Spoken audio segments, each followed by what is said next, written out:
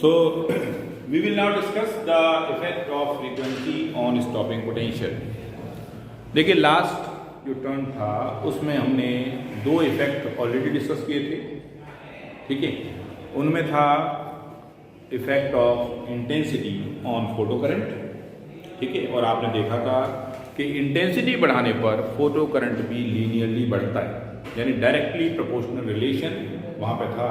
And you have a straight line when you draw a curve between intensity and photo current. इसके बाद दूसरा जो effect था वो आपने पढ़ा था कि अगर हम अगर हम फोटो करंट का वेरिएशन पोटेंशियल के साथ देखें, है ना, और पोटेंशियल के साथ वो किस तरीके से वेरी करता है ये आपने लास्ट टाइम किया था। और उसमें हमने ये देखा था कि जो रिटार्डिंग पोटेंशियल है वहाँ का बिहेवियर अलग तरीके का था, और जो एक्सेलरेटिंग पोटेंशियल है यानी कलेक्टर प्लेट पोटेंशियल है वहाँ पे जो वेरिएशन अलग तरीके से था।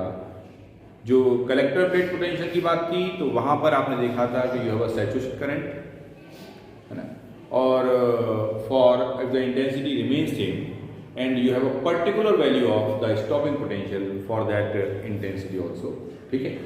और यहाँ पर अगर हमने इंटेंसिटी को डिफरेंट फॉर्म में वेरी किया था, जैसे आपने कर्व बनाया था उसमें तीन लाइनें थी, I1, I2, I3 तीन इंटेंसिटीज थी, और तीनों इंटेंसिटीज के लिए लेकिन खास बात क्या थी कि जो स्टॉपिंग पोटेंशियल था वो एक सा था, ठीक है। तो यहाँ पे ये देखा गया कि स्टॉपिंग पोटेंशियल का कोई भी रिलेशन इंटेंसिटी के साथ नहीं है। इंटेंसिटी चाहे जितनी बदल दो लेकिन स्टॉपिंग पोटेंशियल सेम रहेगा, ठीक है।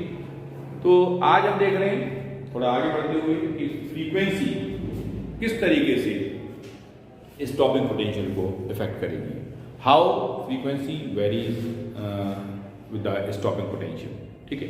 तो एक कर्व पहले बना लेते हैं।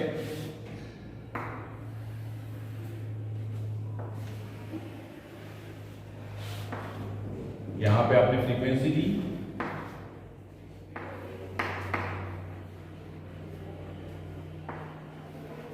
और यहां पे ये आपका पोटेंशियल है, ये कलेक्टर प्लेट पोटेंशियल,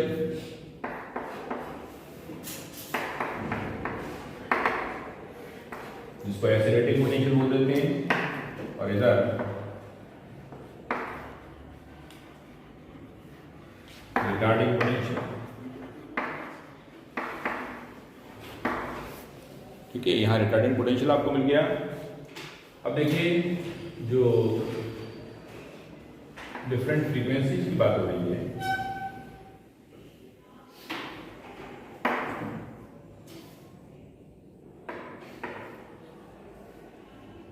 तो इसमें फ्रीक्वेंसी यहां भी सेम रहेगी,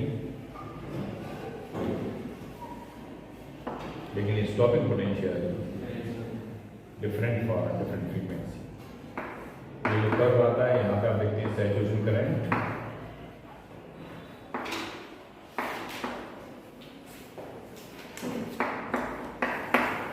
ठीक है।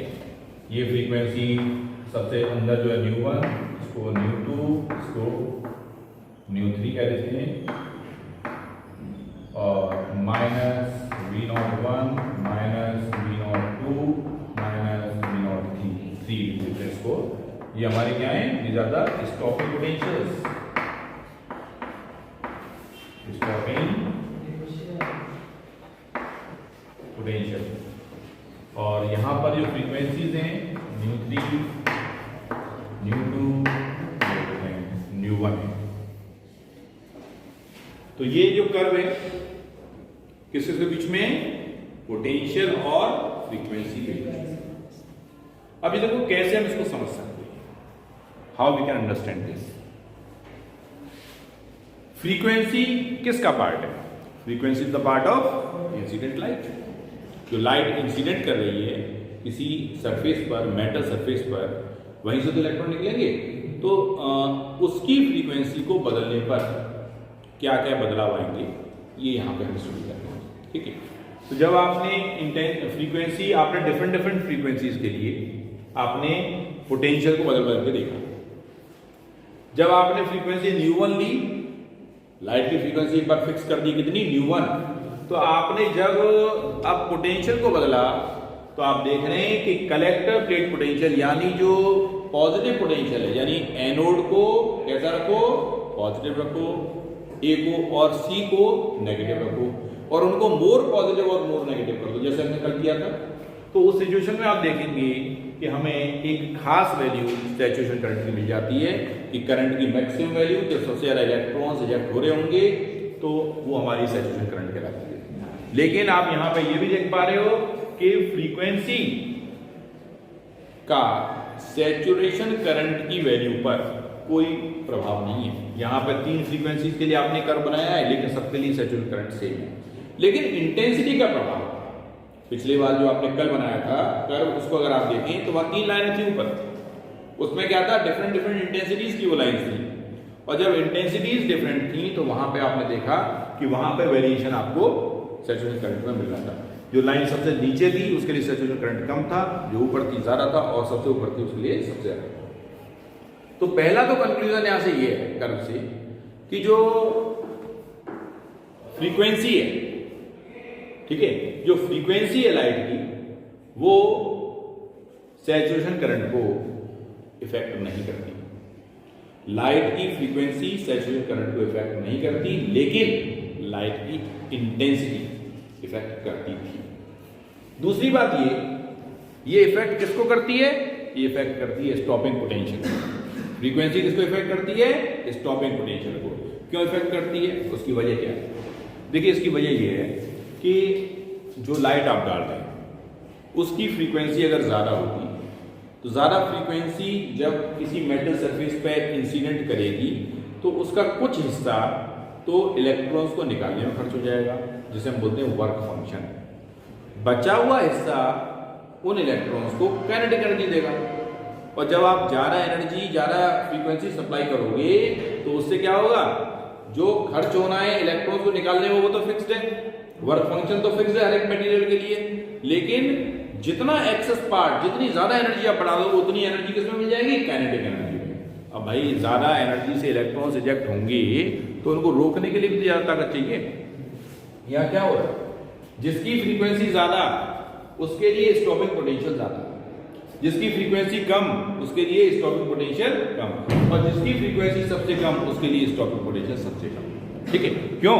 क्योंकि जब फ्रीक्वेंसी हमारी ज्यादा होगी तो उसके हिसाब से kinetic energy of the emitted electrons और एमिटेड जो फोटो इलेक्ट्रॉन्स होंगे उनकी काइनेटिक एनर्जी भी ज्यादा होगी, और जब ज्यादा तेजी से इलेक्ट्रॉन्स आ रहे हैं तो उनको रोकने के लिए भी अपोजिंग जो पोटेंशियल है वो भी हमें ज्यादा चाहिए, तभी तो रुक पाएगा। ठीक है, और यहाँ पे इसीलिए आपने -V01, -V02, -V03 ये 3 पोटेंशियल दिखाए 3 डिफरेंट फ्रीक्वेंसीज के लिए। ठीक है, तो क्या कॉमन क्या बात हुई यहाँ पे कि फ्रीक्वेंसी चाहे डिफरेंट हो और इंटेंसिटी अगर सेम है। ये देखो एक बात ध्यान रखिएगा, ये इंटेंसिटी को हमने फिक्स रखा है, क्योंकि जैसे मैंने पहले कहा था कि इन तीनों में से कोई 2 फिक्स रखें, एक को वेरी करें, 2 को, बाकी एक को फिक्स रखें, 2 को फिक्स रखें, एक को वेरी करें, तब हम वेरिएशन देखेंगे। तो यहाँ पे क्या कर रहे हैं, पहली बात हमने इंटेंसिटी को कर दिया फिक्स, लाइट की इंटेंसिटी में कोई बदलाव नहीं कर रहे, केवल बदल किसको रहे हैं, फ्रीक्वेंसी को, और फ्रीक्वेंसी के साथ देख किसका चेंज रहे हैं, पोटेंशियल का, है ना।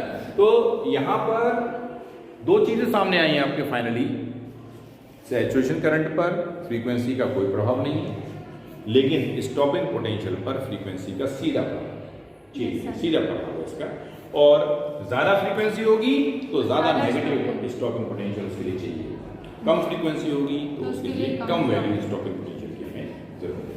तो इसमें ये कर्व आप ऑलरेडी बना चुके होंगे, ठीक है। अगर कर्व बना लिया है तो you have to write these things in terms of points.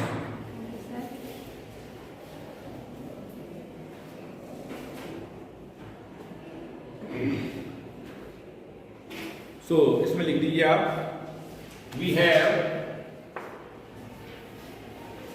Same saturation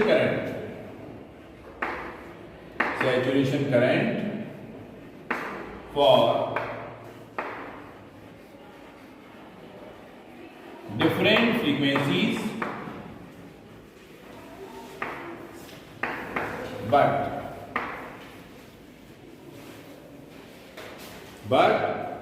the stopping potentials are different.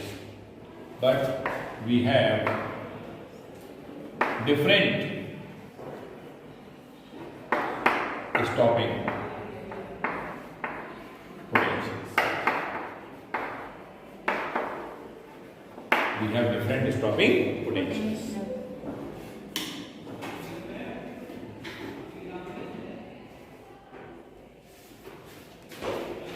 Next point लिख सकते हैं, stopping potential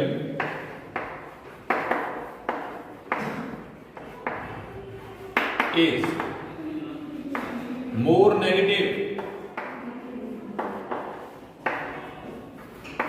for higher frequencies. Stopping potential is more negative for higher frequency.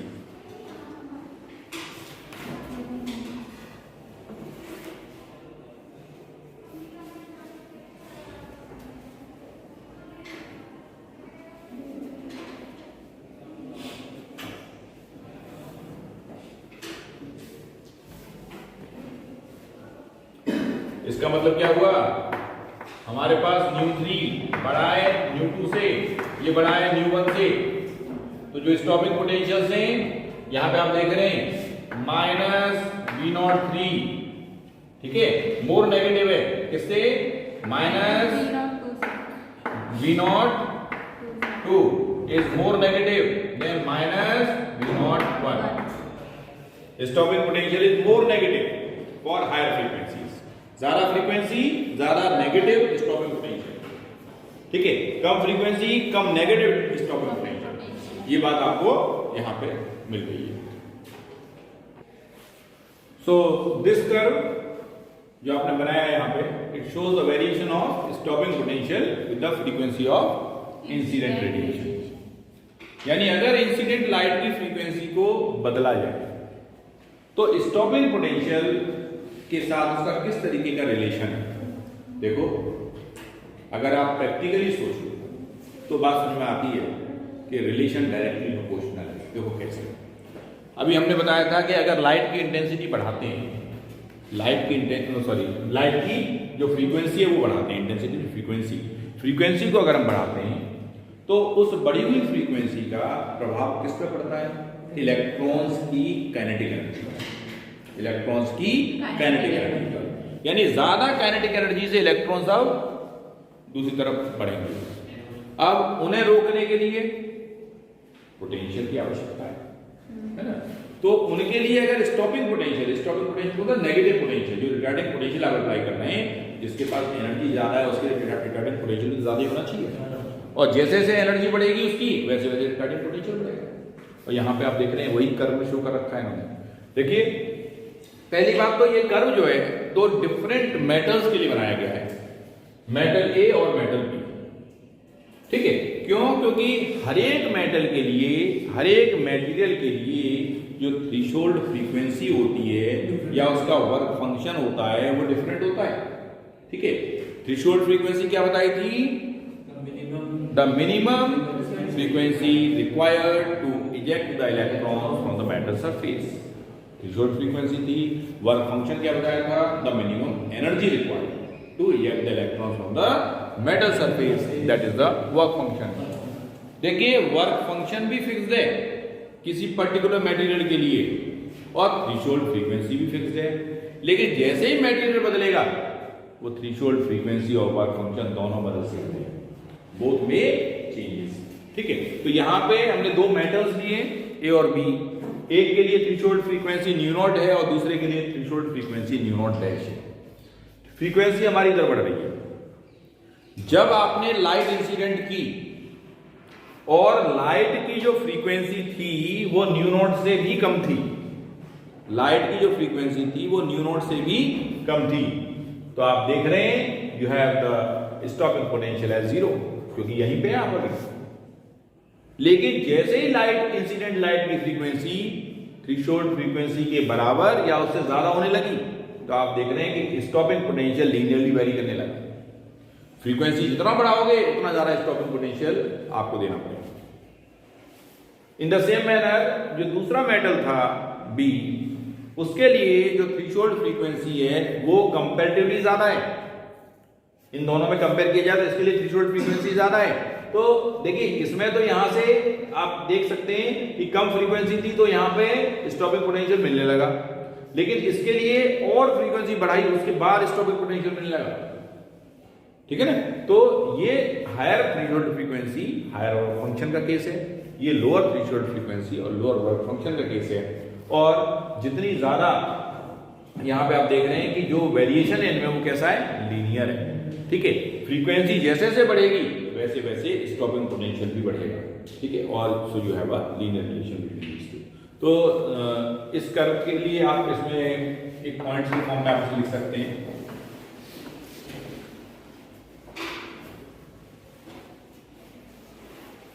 Stopping potential V not varies linearly with frequency. पहले case तो हमने ये देखी, stopping potential जो V not है वो फ्रीक्वेंसी के साथ लीनियरली वेरी कर रहा है। ठीक है, दूसरा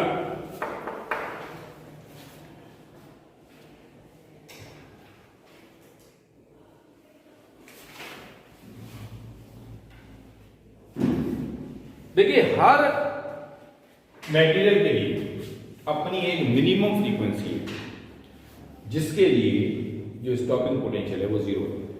ठीक है, सो इसमें आप ये लिख सकते हो for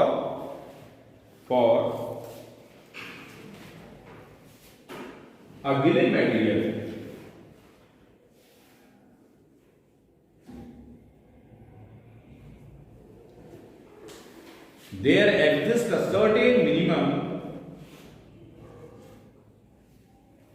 there exists a certain minimum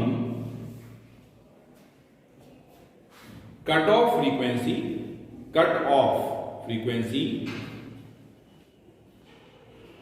or threshold frequency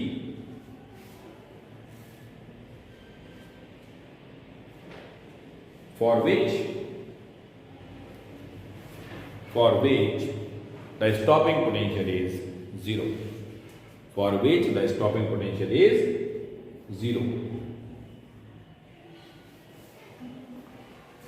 So stopping potential is zero for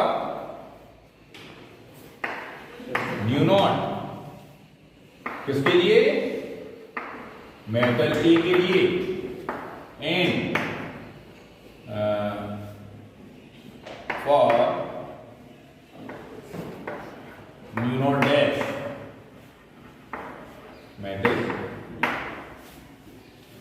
V naught की वैल्यू जीरो है फॉर न्यू नॉट के लिए V naught की वैल्यू जीरो है। किस केस के लिए बात कर रहे हैं, मेटल के। और इसी तरीके से V naught की वैल्यू जीरो होगी दूसरे मेटल के लिए न्यू नॉट डैश पर। ठीक है, न्यू नॉट डैश पर या उससे कम पर तो होगी, ये इसकी मिनिमम वैल्यू नॉट दी जिस पर क्या कर दी है, जीरो जाती है। इससे अगर हम पहले की बात करें तो पहले तो देख रहे हैं आप यहां से लेके यहां तक कुछ भी फ्रीक्वेंसी हो, न्यू नॉट से स्टॉपिंग पोटेंशियल हमारा जीरो ही रहा। अगर इसके लिए देखें तो यहां से यहां तक कोई भी फ्रीक्वेंसी रही हो, स्टॉपिंग पोटेंशियल तो जीरो ही रहा, है ना। तो एक सर्टेन पॉइंट पर जाकर के स्टॉपिंग पोटेंशियल और जो फ्रीक्वेंसी है ये एक दूसरे को रिलेट करते हैं।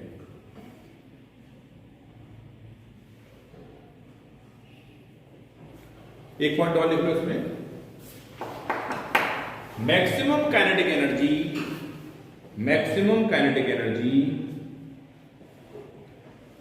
Of photo electrons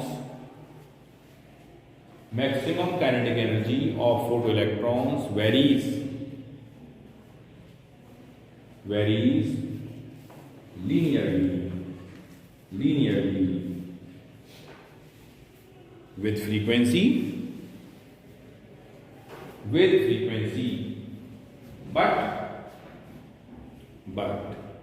is independent of intensity। means Kmax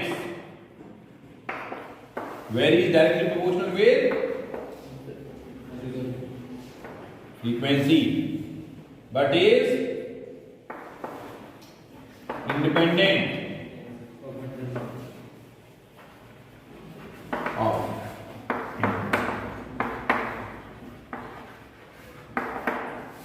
ठीक है।